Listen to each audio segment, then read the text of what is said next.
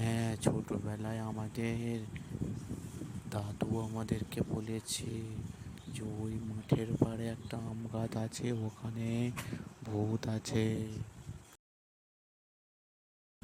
হ্যাঁ দাদা, তাই নাকি?